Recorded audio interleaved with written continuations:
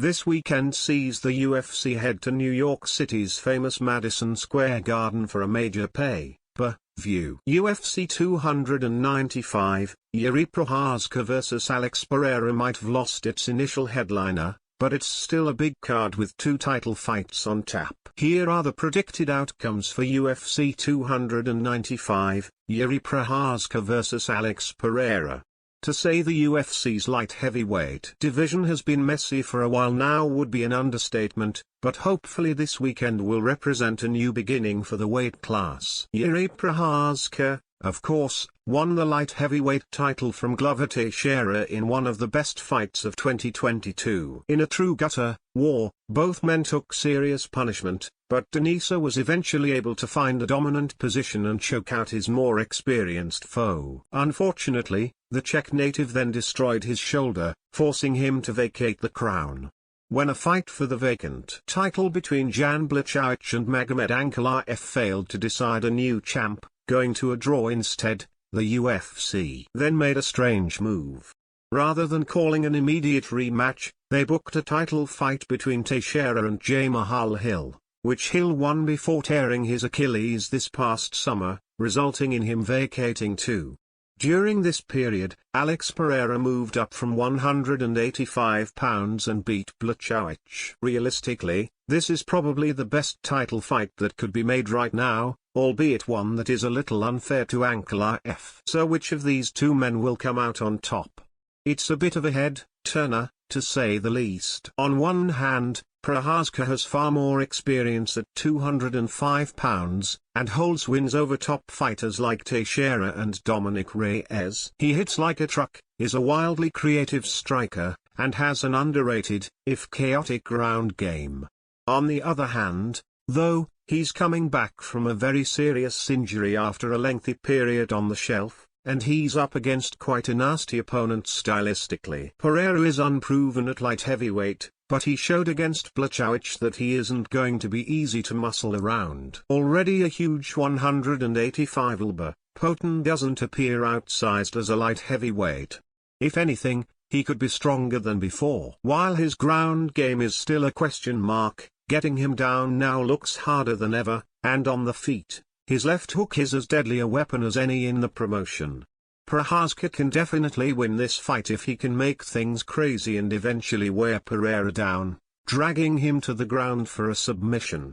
Based on how Poten was also knocked out by Israel Adesanya, the right shot could put him away too. However, whether Denisa is even going to be close to his best after such a layoff is anyone's guess. More to the point, he's so wild in his attacks that for a counter-striker as slick as Pereira, finding a nasty shot going backwards might be surprisingly easy. With all of this considered, the pick is Poten to find a counter shot and finish Prochazka off in the second round after a frenetic beginning.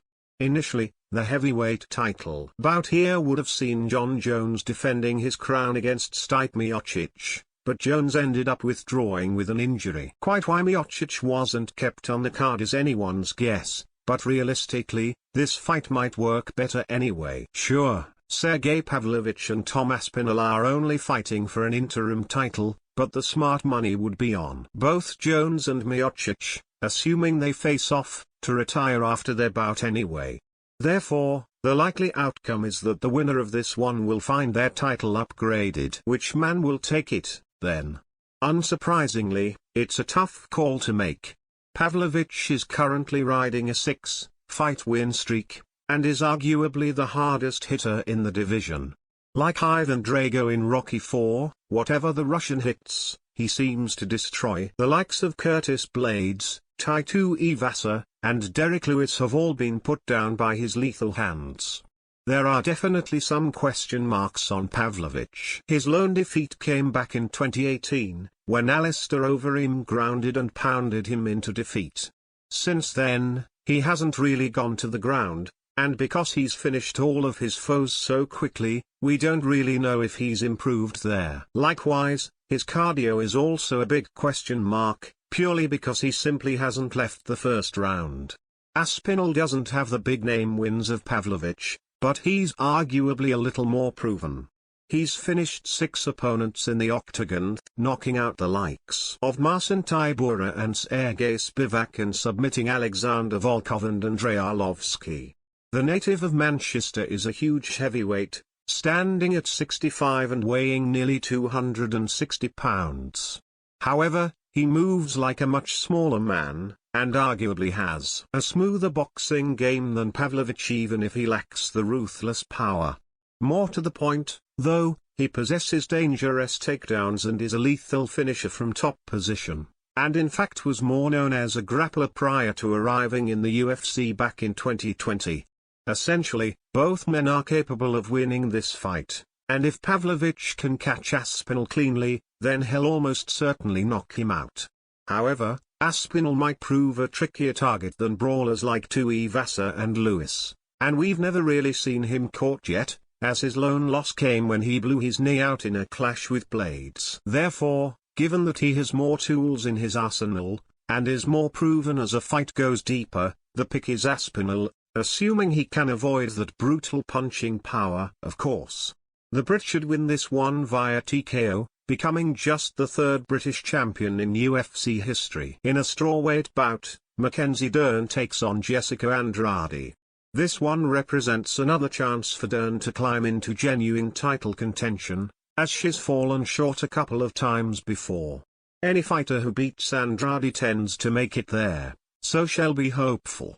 Essentially, this one should come down to whether or not Batistaka can keep things standing. If she can't, she may be in trouble as Dern is probably the best grappler in this division, although her takedowns aren't great. A few years ago, Andrade probably would have been favored to stop the takedown and batter Dern standing, but at this point, the veteran might be close to the end. She's lost her last 3, and 2 of those losses have come via submission. With that in mind, the smart pick is Dern via tap out. In the lightweight clash, Matt Frevola faces Benoit Saint Denis. This one promises to be exciting, as neither man tends to back down from a brawl. Frevola is on a 3-fight win streak, while Saint Denis is riding 4 in a row. That means that the winner could rise up into the rankings, too. So who will take it? Saint Denis looks like the better grappler. A large 155 lb, when he gets his opponents down he seems capable of doing serious damage, and he dealt with Thiago Moises in impressive fashion last time out. Frevola is a little wilder, but he's no less dangerous, holding wins over both Jalen Turner and Drew Dober. However, he lacks the brute strength of BSD and isn't that durable. Therefore, the pick is Saint Denis via TKO. Finally, Pat Sabatini takes on Diego Lopes in a featherweight tilt. This one looks like a fun bout, as both men have similar records and are largely consummate finishers, too. It's also a hard one to pick. With that said, Sabatini has far more experience in the octagon than Lopes, and that could sway things. He's been around since 2021, and could have moved into a ranked spot had he not suffered an upset at the hands of Damon Jackson in 2022. Lopes, meanwhile, is 1-1 in the promotion, defeating Gavin Tucker but being outworked by Movsar Evloev in his debut. He didn't do badly against Evloev, though, and had him in trouble on more than one occasion with his grappling. Basically this should come down to exactly how good Lopes is. He pushed Evloev hard on late notice, and while Sabatini has skills in all areas, he's probably a step below that kind of level. This could go either way, but the pick is Lopes via decision. Picks in bold UFC flyweight bout, Steve Erceg vs Alessandro Costa UFC strawweight bout, Tabitha Ricci vs Lupi Godinez UFC lightweight bout, Nazim Sadihov vs Vyacheslav Borshev UFC lightweight bout, Jared Gordon vs Mark Madsen UFC bantamweight bout, John Castaneda vs Kyung Ho Kang UFC flyweight bout, Joshua Van vs Kevin Boyers UFC featherweight bout, Denis Bazookia vs Jamal Emmers.